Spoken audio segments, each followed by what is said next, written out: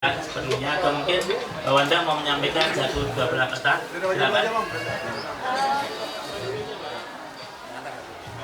Assalamualaikum warahmatullahi wabarakatuh. Terima kasih alhamdulillah atas berkat rahmat Allah Subhanahu wa taala pada malam hari ini kami telah kembali ke Indonesia.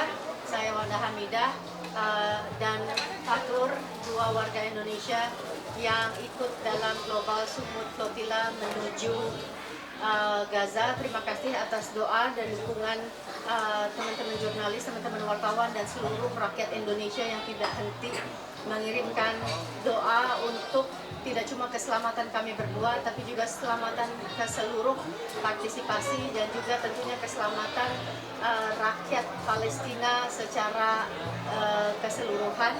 Dan perlu menjadi catatan bahwa ini bukan akhir dari perjuangan kami, tapi kami akan terus berjuang dan melakukan upaya semaksimal mungkin untuk menghentikan genosida dan memerdekakan, turut membantu dan berperan serta secara dalam memerdekakan Palestina.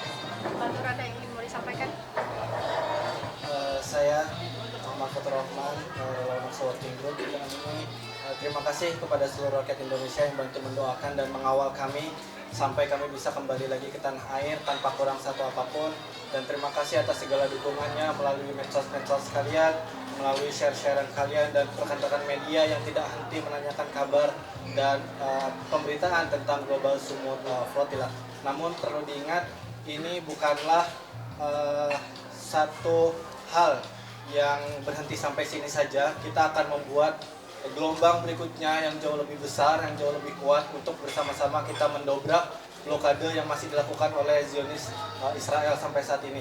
Misi ini tidak akan berhenti sampai di kita. Kita membutuhkan banyak relawan, kita akan membutuhkan banyak orang-orang hebat yang bisa turut andil berpartisipasi dalam memerdekakan Palestina dan membuka blokade Zionis Israel agar bantuan kemanusiaan yang seharusnya bisa masuk dengan aman dan damai, tapi masih kita lihat sampai saat ini semua masih diblokade dan dibatasi oleh pihak Zionis Israel. Semoga kedepannya kita akan membuat hal yang lebih bagus lagi, yang lebih rapih lagi, dan kita akan bersama-sama membuat planning untuk bisa berlayar dari Indonesia menuju Gaza sampai Gaza nanti bisa terbebas dan Palestina kembali seperti sedia kala. Amin, insyaallah. Silakan rekan-rekan wartawan, ada yang mau menyampaikan? Ya, mungkin sedikit menambahkan, kami dari Working Group menyambut kehadiran Mas Fatur, salah satu relawan kami. Beliau juga dari Ukhuwah Mata Rescue, memiliki sertifikat. Kenapa kita kirim beliau sampai dengan yang tujuannya tadi ke Gaza, tapi qadarullah ya, dengan takdirullah hanya sampai dengan Sisilia. Itu adalah merupakan batas maksimal atau upaya maksimal yang sudah bisa kami lakukan. Dan tadi harapan yang disampaikan oleh Mas Fatur dan juga Mbak Wanda, ya sama-sama kita pahami bahwa perjuangan harus berlanjut. Nah selanjutnya silakan wartawan semua jika ada yang ingin disampaikan atau ditanyakan kepada baik Mbak Wanda atau Mas Fatur terkait dengan misi ini. Mungkin nggak banyak ya, 2-3 pertanyaan saja. Silakan Mbak. Saya Guntur dari Antara, bisa mungkin menjelaskan situasi terakhirnya.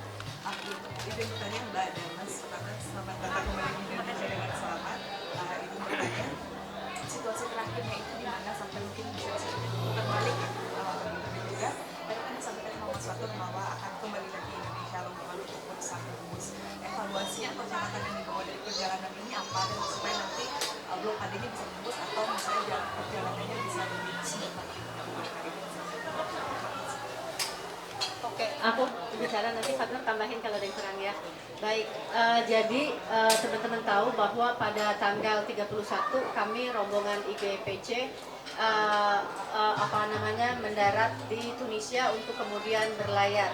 Pak Fatur bersama AWG kami dalam dua organisasi yang berbeda, tapi kemudian ternyata IGPC memutuskan untuk mengundurkan diri. Tapi saya sendiri tidak ingin mengikuti keputusan itu. Saya berusaha untuk tetap maju walau sendirian. Nah, di Sidi Bu Said, saya dan Fatur bertemu. Kami berdua sama-sama prajurit yang siap untuk dikirim ke Gaza, dan kami berdua sama-sama berprinsip kami tidak akan meninggalkan pelabuhan sampai kapal terakhir berlayar tidak atau dengan sama kami gitu. Jadi kami bukan putar balik, kami tidak putar balik. Tujuan kami hanya satu, yaitu Gaza. Tujuan kami hanya satu, membuka blokade koridor kemanusiaan yang sampai hari ini tidak pernah bisa dibuka. Tujuan kami cuma satu, yaitu menghantarkan bantuan kemanusiaan, karena di kapal kami banyak sekali bantuan kemanusiaan seperti makanan, minuman, obat-obatan, kemudian ada mesin oksigen, bahkan pampers untuk bayi-bayi yang kelaparan di Gaza.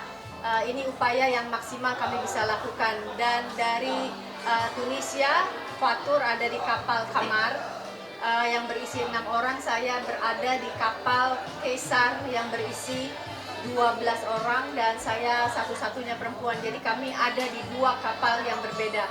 Saya sempat stranded karena ada sedikit kecelakaan. Saya sempat stranded di Kiblia, masih di Tunisia, tapi pelabuhan yang lain selama 1 malam. Fatur juga sempat stranded di Italia, nanti Fatur cerita. Kemudian sampai di Portopalo, Italia. Nah, di Portopalo, Italia saya kembali qadarullah kembali lagi bertemu dengan Fatur dengan kondisi kapal yang sama-sama tidak memungkinkan lagi untuk berlayar, dan kapal Kamar dan kapal Kaisar tidak memungkinkan lagi berlayar. Dan tidak cuma 2 kapal tersebut, banyak kapal yang tidak memungkinkan lagi berlayar. Di antaranya ada nama Aladin, ada nama Asia, X1, Yaman, dan Nusantara. Sebetulnya kapal Nusantara ini adalah kapal Sumut Nusantara, tapi kemudian kapal Sumut Nusantara yang ada Nadir dan Ustaz Hussein di situ pindah ke kapal Palestina.